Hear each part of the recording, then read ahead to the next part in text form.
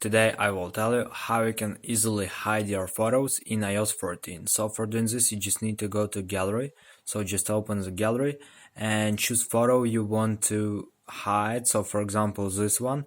And now just tap on this button, here you can see it.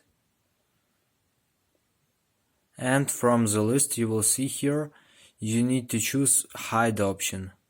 So just tap on hide here. And now you just need to submit it. So just choose hide photo. So now we just go back to the albums, and here you will see hidden option and in the utilities. So just scroll down and you will see imports, hidden and recently deleted.